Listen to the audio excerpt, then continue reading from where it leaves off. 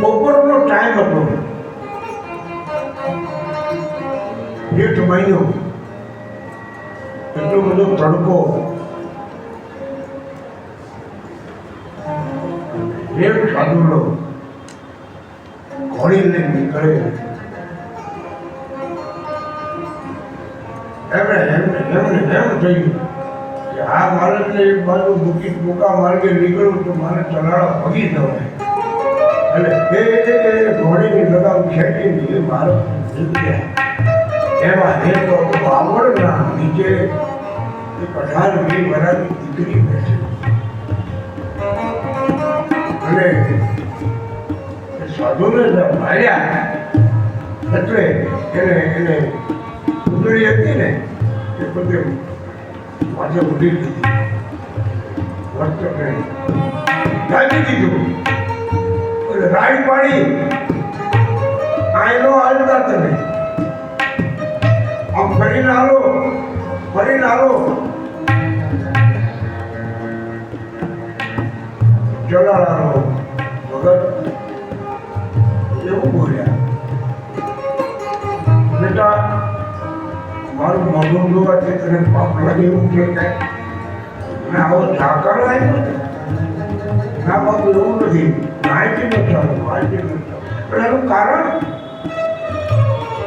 બાપુ મારા માથામાં જીવડા પડ્યા છે.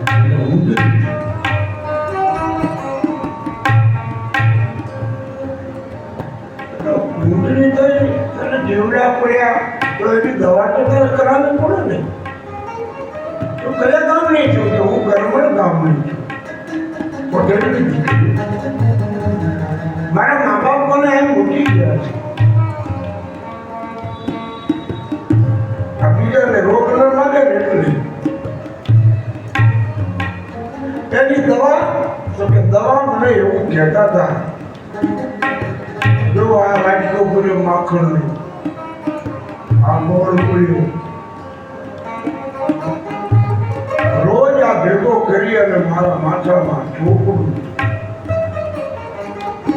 મારા મા બાપ એવું કહેતા હતા, કાળા કલરનું કૂતરું આવે તારું માથું ચાટે તો તારી રુધિરનું રોગ વધે. તો બાપુ કૂતરું તો નહીં પહોંચી નથી આવતું. આજ ભાગ્યશાળી ગણાવ આપ જેવા સંત નીકળ્યા આવ્યા. બાપા તમે રોગ પાછા થઈ ગયા. સાધુલો મારું એટલું બેટા ચિંતા ન કરી. તેથી વૃદ્ધ દાદાની હાથ ઉભા રહી ભગવાનને પુકાર કરીને કીધું તું કે હે અનંતની રામદેવજી મહારાજ, કોઈ વખત તારો કુંવરનો ધૂપ કર્યો, કોઈ વખત હાથી આ દીકરીનું દુઃખ વધતું હોય તો મને 2 મિનિટ કાળીઓ કૂતરું બની ઇતિહાસ એવું કહે છે એ ભગત કૂતરાનું રૂપ ધારણ કરી એના મસ્તકને ચાટ્યું. માથું નાખીને દીકરી હોઈ ગયો. બાપુ હવે તો મારું પીર ગણો કે હારું ગણો, નહીં તો તમારું તમે જ મારા માલિક. જેથી સમાધિ તમારું કીર્તન ચલાળાની અંદર રાખ્યો તો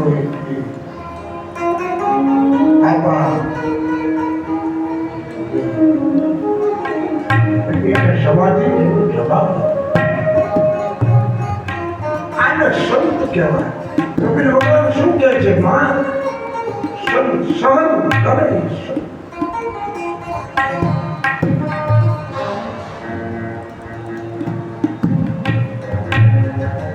સંતના સંતપણા નથી મફતમાં મળતા. સંતના સંતપણા નથી મફતમાં.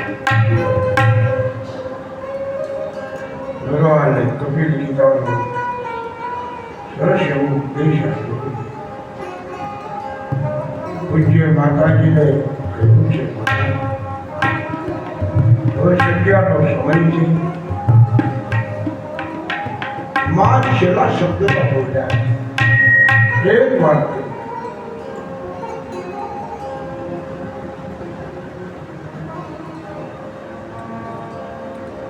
તમે પ્રાગટ્ય થયું અને કમળના ફૂલ ઉપરથી તમે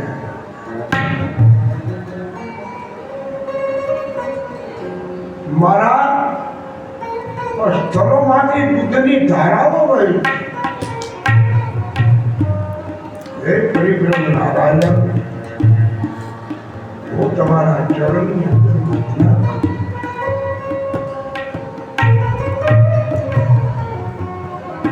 હવે મને તમારામાં સમાજ